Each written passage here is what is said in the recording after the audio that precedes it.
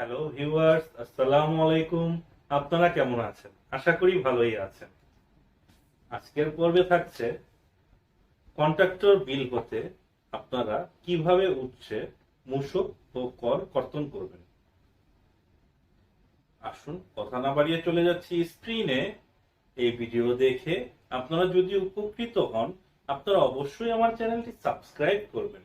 এর পাশাপাশি বেল আইকনে ক্লিক করে রাখুন, যাতে পরবর্তী ভিডিওর নোটিফিকেশন সবার আগে আপনার কাছে পৌঁছে যায়।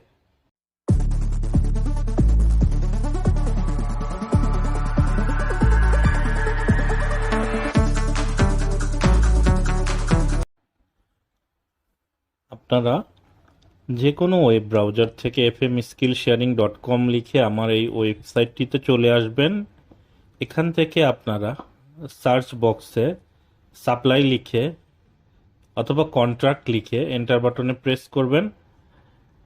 How to calculate tax and VAT from contractor bill, supplier bill etc. এই ব্লকটি ফাইন্যান্স অ্যাক্ট 2024-এর আলোকে আপডেট করা হয়েছে। তো আসুন দেখে নিচ্ছি। শুরুতে আছে হোয়াট ইজ কন্ট্রাক্ট। কন্ট্রাক্ট হলো একটি সাব কন্ট্রাক্ট, সাবসিকুয়েন্ট কন্ট্রাক্ট, কোনো এগ্রিমেন্ট বা অ্যারেঞ্জমেন্ট। এটা লিখিত অথবা অলিখিত হতে পারে, মৌখিক হতে পারে। এখন আমরা দেখব how to calculate tax and VAT from contractor bill. Contractor বিলের ট্যাক্স অ্যান্ড ভ্যাট ক্যালকুলেটের পূর্বে আমাদের বেস ভ্যালু নির্ধারণ করাটা প্রয়োজনীয়। বেস ভ্যালু হলো কন্ট্রাক্ট বিল অথবা ইনভয়েস অ্যামাউন্ট অথবা পেমেন্ট অ্যামাউন্ট। এই তিনটার মধ্যে যেটা বড় সেটাই হচ্ছে বেস ভ্যালু। নিচে কিছু উদাহরণ আমরা দেখি। আপনারা জানেন আমি একটি এক্সেল অটোমেশন ফাইল ডেভেলপ করেছি। আপনারা যারা আমার কাছ থেকে এই ফাইলটি কিনে কাজ করবেন, তারা এখানে কন্ট্রাক্ট বিলের জায়গায় কন্ট্রাক্ট ভ্যালুটা বসাবেন, বিল অথবা ইনভয়েস ভ্যালুটা বসাবেন এবং পেমেন্ট অ্যামাউন্টটা বসাবেন।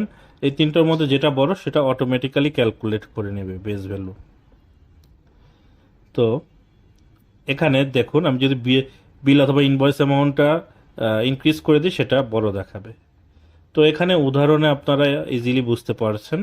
কন্ট্রাক্ট ভ্যালু 60 লক্ষ টাকা, বিল অ্যামাউন্ট হচ্ছে 32 লক্ষ, পেমেন্ট অ্যামাউন্ট 31 লক্ষ, বেস ভ্যালু 60 লক্ষ। এখানে বিল অ্যামাউন্ট হচ্ছে 62 লক্ষ, সেকেন্ড এক্সাম্পলে 62 লক্ষ বেস ভ্যালু।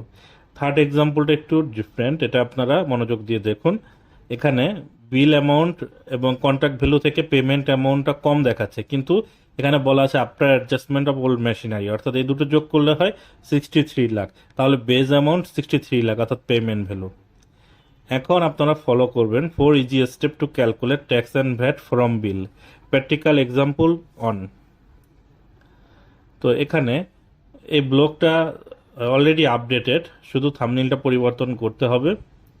তো আপনারা এখান থেকে আবার পুনরায় কন্ট্রাক্টর বিলের ট্যাক্স অ্যান্ড ভ্যাটে আমরা চলে যাই। এখানে পিএনবি কনস্ট্রাকশনে কন্ট্রাক্ট ভ্যালু দেওয়া আছে 3 কোটি টাকা। এখানে আমাদের বিল অ্যামাউন্ট যাই হোক না কেন, সবচেয়ে বড় যেটা সেটার উপর বেস করে ট্যাক্স রেটটা নির্ধারণ হবে 7%, অর্থাৎ 7%ই এখন কন্ট্রাক্টর বিলের রেট। তো আপনারা বিলের মধ্যে আরেকটা জিনিস খেয়াল করবেন, সেটা হচ্ছে ইনক্লুডিং ট্যাক্স অ্যান্ড ভ্যাট, অর্থাৎ এই শর্তগুলো কি আছে। এখন এটা কনস্ট্রাকশন কোম্পানি কিনা আপনারা এখানে বিন সার্টিফিকেটে মেজর এরিয়া অফ ইকোনমিক অ্যাক্টিভিটিতে দেখবেন, সেখানে লেখা থাকবে কনস্ট্রাকশন। আসুন আমরা প্র্যাকটিক্যাল বিলের সহায়তায় বুঝি।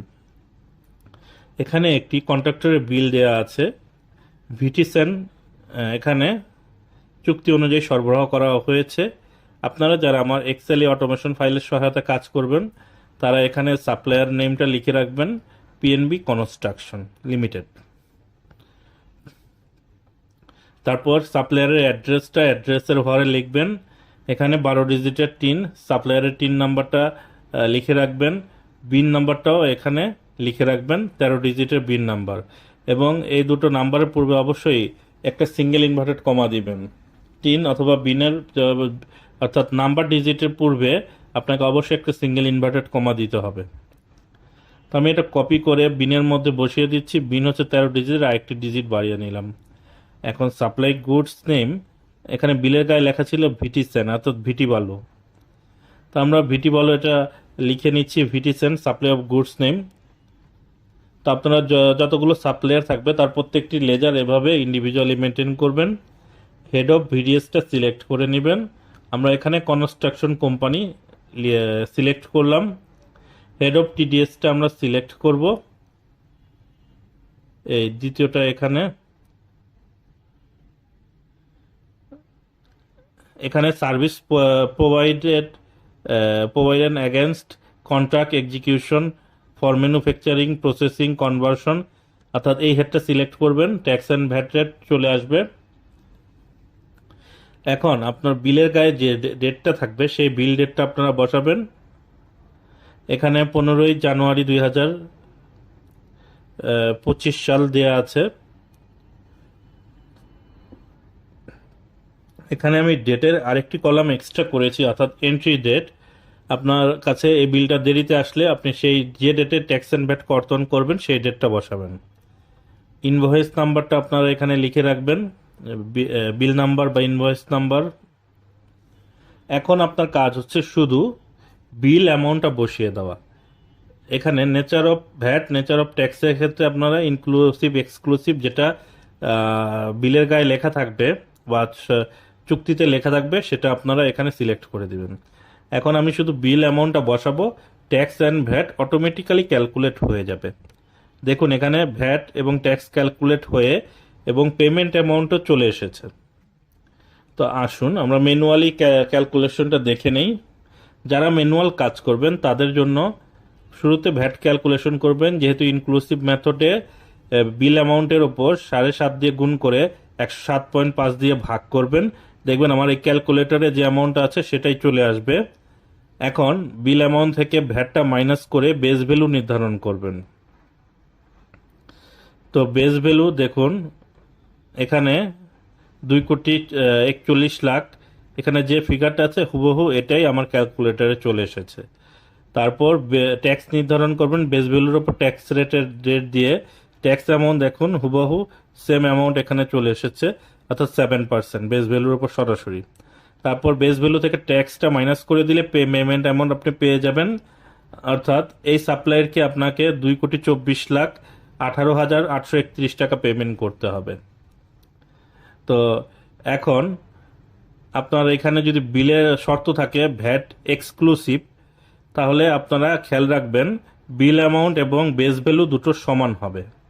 এটা আপনারা পূর্বেই জেনেছেন যারা 4 EGS step to calculate tax and VAT এই ব্লকটি পড়েছেন। এখানে ভ্যাট এক্সক্লুসিভ এই শর্তে এখানে দেয়া আছে যে বিল অ্যামাউন্ট বেস ভ্যালু দুটো সমান। এ ধরনের বিলের ক্ষেত্রে বিল অ্যামাউন্টের ওপরই ট্যাক্স রেটটা দ্বিগুণ করে ট্যাক্স ক্যালকুলেশন করে ফেলবেন। যদি শর্ত থাকে ট্যাক্স রেট দুটোই এক্সক্লুসিভ, সেক্ষেত্রে বিল অ্যামাউন্ট এবং পেমেন্ট অ্যামাউন্ট দুটো সমান হবে। তো আপনারা বিল অ্যামাউন্ট এবং পেমেন্ট অ্যামাউন্ট দুটো সমান হবে এবং ব্যাক ক্যালকুলেশন মেথডে আপনারা ট্যাক্স এবং ভ্যাট কর্তন করবেন। তো এই আজকের মতো এই পর্যন্তই। আসসালামু আলাইকুম, আল্লাহ হাফেজ।